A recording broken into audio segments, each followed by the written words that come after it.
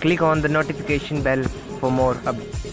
छठवें चरण के अंतर्गत 25 मई को होने वाले मतदान में जनता का ज्यादा से ज्यादा विश्वास जीतने के लिए सभी प्रत्याशियों ने अपना पूरा जोर लगा दिया है। प्रत्याशी जनता का ज्यादा से ज्यादा समर्थन पाने के लिए कोई कसर नहीं छोड़ना चाह रहे हैं। भाजपा प्रत्याशी मोहन लाल बडौली के पक्ष में रोड शो करने 18 मई को सोनीपत में पीएम मोदी आ रहे हैं।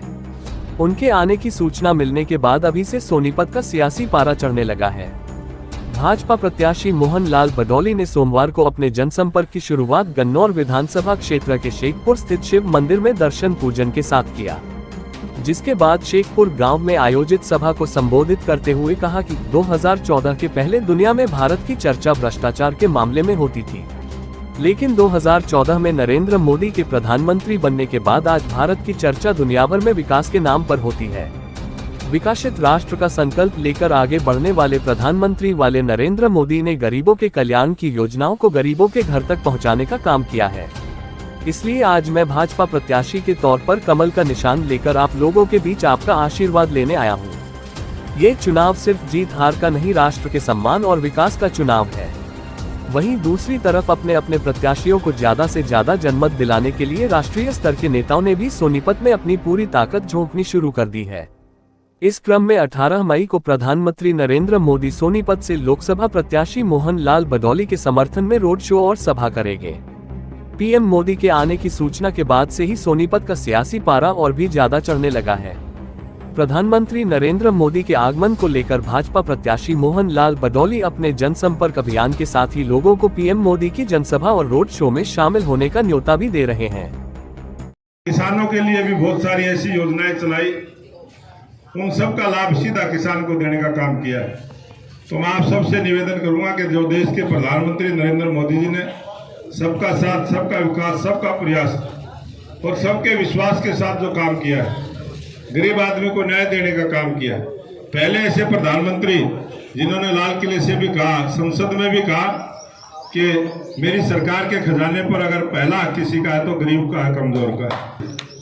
उत्तर प्रदेश में जाएंगे तो प्रधानमंत्री किसी और का नाम लेंगे, हरियाणा में आएंगे तो किसी और का लेंगे, बंगाल में जाएंगे तो किसी और का लेंगे। आज प्रधानमंत्री नरेंद्र मोदी जी जिस सोच के साथ आगे बढ़े हैं, उसको रोकने के लिए बहुत सारी देश विरोधी ताकतें लगी हैं। तो समझना आपने, एक विचार है इस देश को विकसित राष्ट्र बनाने का और एक विचार है इस देश को विकसित राष्ट्र बनाने से रोकने का। जो एक गठबंधन इन्होंने सेवक के रूप में काम करूंगा, सेवक के रूप में उन्होंने सेवा के कार्य किए। मैं आप सबसे निवेदन करूंगा कि जो देश में वातावरण बना के अब की बार साथ बोलेंगे, अब की बार तीसरी बार मोदी सरकार, तीसरी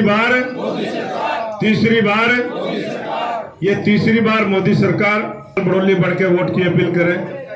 मैं आप सबसे निवेदन करता हूं कि आप प्रधानमंत्री नरेंद्र मोदी जी के लिए जरूर वोट मांगने का काम करें।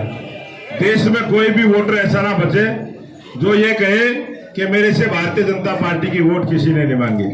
तो मैं आप सबसे निवेदन करूंगा, मैं सबके पास नहीं जा सकता, मैं सबसे जाके मिल भी नहीं सकता, मैं आपकी चौपाल में आया हूं, आपसे निवेदन करने आया हूं। आप सबसे निवेदन करूंगा कि आप मोहन लाल बडौली बनके इस चुनाव को लड़ने का काम करेंगे और सबसे वोट मांगने का काम करेंगे, ताकि देश के प्रधानमंत्री नरेंद्र मोदी जी अब की बार 400 पार और तीसरी बार मोदी सरकार, ये पूरा होगा।